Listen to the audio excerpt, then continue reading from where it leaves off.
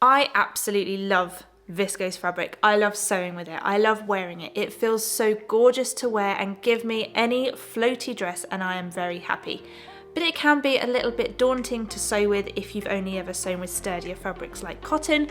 So here is everything you need to know about sewing with viscose.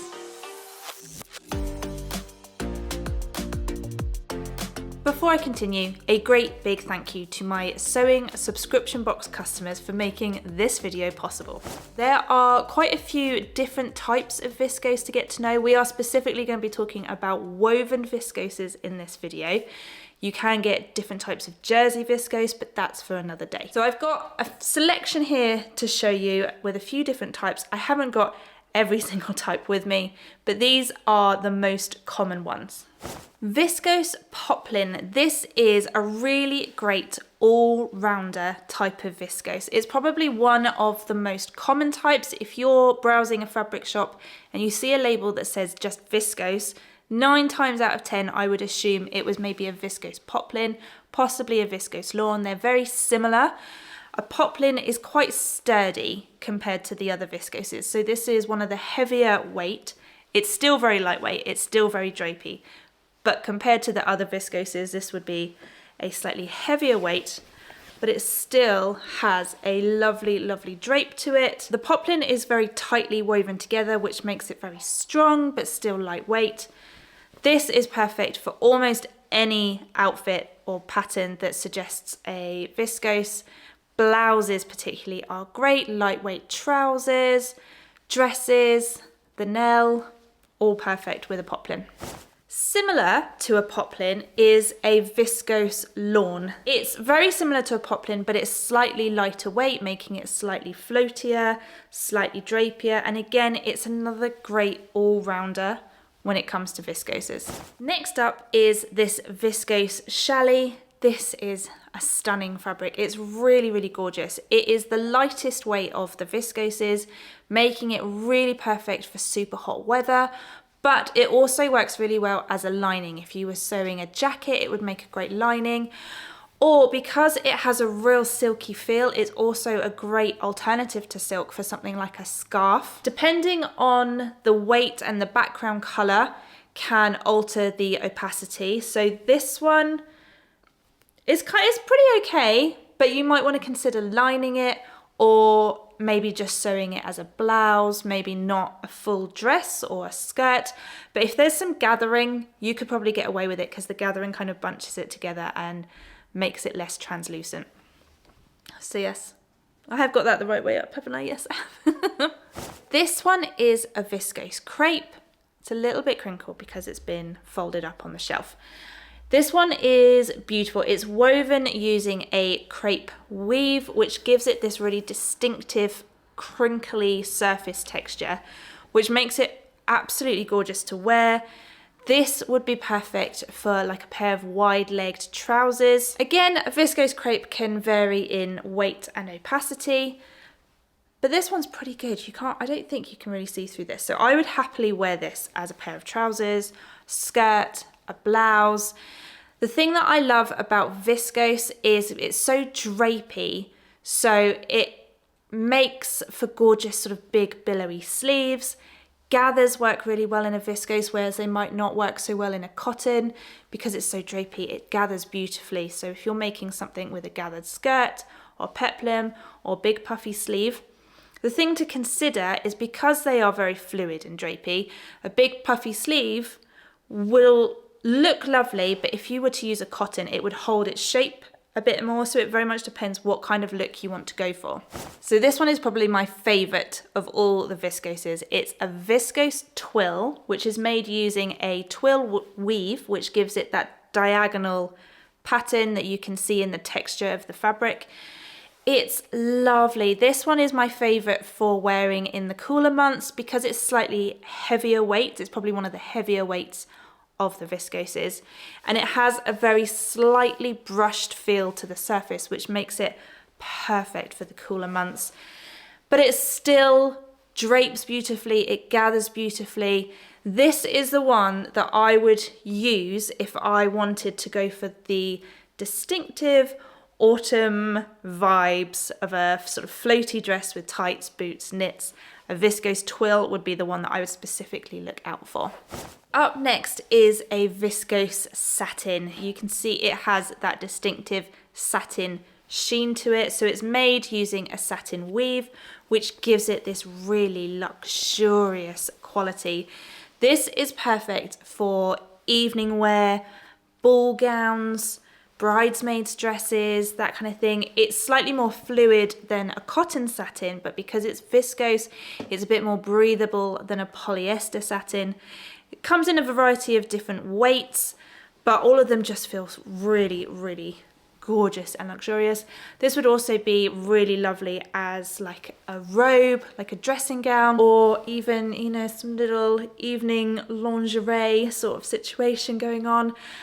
A cami top with a bit of lace as well would look beautiful for sort of a more casual evening out possibly.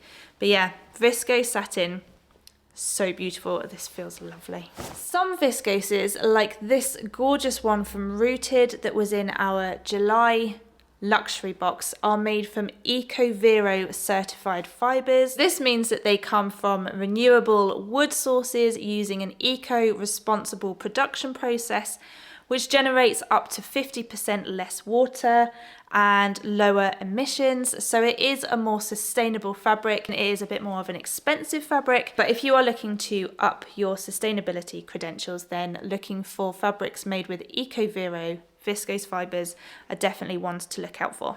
The other great thing about viscose is that it blends really well with other fibres, especially things like cotton or linen. This is a cotton viscose blend. The viscose content can make something like a cotton or a linen feel much floatier, much more comfortable to wear. Linen's great in hot weather, as is cotton, but it can be a little bit scratchy. The viscose just makes it a bit softer and, as I said before, a bit floatier. It also makes it a bit more crease resistant as well, so great for packing in your suitcase when you go on holiday. It's really lovely. So those are probably the main types of viscose fabrics. There are probably others that I've forgotten. So if you can think of any more, pop them in the comments below. But now let's talk about how to work with viscose. So as with all your fabrics, it's really important to pre-wash before you cut into your fabrics. Viscose especially can shrink by up to, I think, 5 or 10%. So you absolutely need to pre-wash your fabric to shrink it before cutting in. There is nothing worse, believe me, than sewing up your beautiful garment, putting it in the wash to find that it's shrunk. It's the worst. So wash your fabric, iron it to get all the creases out, ready for sewing. When you're ready to cut out your pieces, make sure that you match up the selvages. So you want to fold your fabric in half lengthways, make sure that there's no twisting in the fold, and match up your selvages to make sure that your grain line is nice and straight. You can use the edge of the table or a ruler to butt the selvage up against to make sure that that grain line is really nice and straight. The thing about viscose is it can shift around so easily, it can pull and distort a little bit. The other thing to think about, if you are working on a smaller table and you've got a long length of fabric, don't let the end of the fabric hang off the table because it can pull. The weight of the fabric that's hanging can pull the fabric down and distort the garment.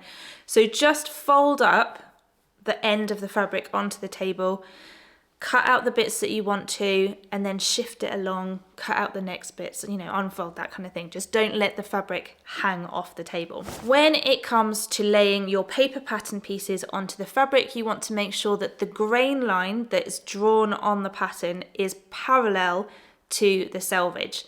So to do that, you need to take a ruler, either a flexi ruler or a meter ruler or a quilting ruler, something like that, and measure from one end of the grain line to the selvage, and then make sure that it's the same at the other end of the grain line. That will make sure that your pattern is running straight along the grain line of the fabric. If your pattern ends up being wonky, it can, over time, it can make your garment distort. This is especially noticeable on things like sleeves. How often have you bought a ready-to-wear jersey especially top from a shop and the seam has gone from underneath your arm and is twisted round somehow to the top, that's most likely because the pattern wasn't straight on the grain line.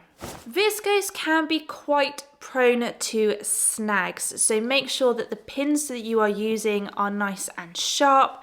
Try not to use craft pins, which can be quite blunt. Use some nice sharp pins and make sure that you are pinning your paper pattern within your seam allowances. Same when it comes to pinning your fabrics together before sewing, make sure that you're pinning inside the seam allowances, and that will reduce the likelihood of snags. If your pattern calls for an interfacing, make sure that you are using a lightweight interfacing for things like neckline facings, collars, what's that called? Front plackets, things like that. You can get different weights of interfacing for different types of fabric. For a viscose, you want to make sure that you get a lightweight interfacing. This is really easy to buy in haberdashery shops, online. Just look for the word lightweight interfacing and you'll be fine. Next, we need to think about what needle we're going to use in our sewing machine. Most advice would tell you to use a sharps needle, a really fine needle, or a microtex needle, which are all great needles to use, and I would definitely recommend trying them. However, my little tip that I heard somewhere is to use a ballpoint needle with a viscose, and it just reduces the risk of those snags again. And I probably have used a ballpoint needle in almost every viscose project that I have sewn recently, probably for about the last year, and I have had a lot less snagging. It's not 100% foolproof, but it's definitely better than it was when I was using other needles. So give it a try, see what you think. Have you heard that tip before? I'd love to know. Okay, my last tip for sewing with viscose is finishing your seams. This is such an important step. With things like cotton, jersey, you don't even need to finish your seams. Cotton, you could get away with a zigzag stitch or using pinking shears. Viscose does need a little bit more love and attention because it can fray. When I was first on my sewing journey, I made probably my first garment out of viscose. I was so proud of it. I think I zigzagged. I can't remember now if I zigzagged or pinked the edges. I was so proud of it. I put it in the wash. It came out of the wash and it had unraveled. The seams were all open and frayed. It was a complete mess. There was no saving it at all.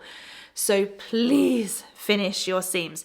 If you have an overlocker, that's perfect. Use an overlocker. If you have not yet invested, or you're not ready to invest in an overlocker, or you don't want to, French seams are your best friend when it comes to finishing the seams on viscose fabric. Normally, when you sew a seam, you sew with your fabrics right sides together. To sew a French seam, you're going to start by sewing your fabric wrong sides together with a 3/8 of an inch seam allowance. Then you're going to trim that seam allowance right down. You're going to press it open with an iron, and then you're going to fold the fabric so that it's right sides together. Press along your original seam allowance so that that original seam is right on the edge of the fabric, and then you're going to sew a second seam with a 2/8 of an inch seam allowance. Then press it to the back of your garment, and that is going to enclose the raw edges in between those two seams and will stop it from fraying. It also results in the most beautiful finish ever. I absolutely love it. Sometimes I choose to use it even though I do have an overlocker. So it just very much depends on what look you want to go for. But yes, please, please, if you take anything away from this video, please finish your seams. I would hate for you to sew a beautiful garment in viscose fabric for the first time and not finish your seams, and then it unravels in the wash and it's so soul destroying. So please, please finish your seams properly. Oh, I almost forgot. My final tip is for hemming your garments. If you have to do a particularly narrow hem, or maybe a hem on a curve, it's a really good idea to sew a line of stitching, whatever the hem allowance, the first fold should be, sew a line of stitching along there and use that as a pressing guide, and that will really help because the viscose can be quite wibbly as you're trying to press up a hem. So a stitching line as a hem guide is a really useful way to make sure your hems are just perfect. So there you have it. That is a bit of a whistle-stop guide to get you started sewing with viscose or rayon. I forgot to mention earlier, viscose and rayon are the same thing, they just go by different names. And I have been making a new Tilly and the Buttons Nell. This is the dress version. The only thing I haven't quite finished is the buttons on the skirt. It's held together with safety pins at the moment, but I love it. I feel very gorgeous and floaty in this one. The only thing that if you would like a little quick review of the Nell top, I have cut a straight size 7, having done a 7 at the bust and graded out to an 9, I think, at the hips on the blouse version. There's so much ease in it, it's really not necessary, so I've cut a straight size 7. I did a narrow shoulder adjustment. I did that before I even cut out the blouse because I always need to do that on Tilly and the Buttons patterns. So I did a narrow shoulder adjustment and I took a little wedge out of the neckline as well and transferred it into the bust. The other alteration I have made on this is I've added some side ties, just a strip of fabric sewn right sides together and then turned through, and then added them into the side just to draw it in, cinch it in a little bit more at the waist and give it a little bit more shaping, but I'm really happy with it. Viscose is, like I said, my absolute favourite fabric to work with, so let me know if I've missed anything or if you have any other tips that you think would be really useful for us all to know about. Please pop them in the comments below. Give this video a like and subscribe if you aren't already, and I will see you all really soon. Bye.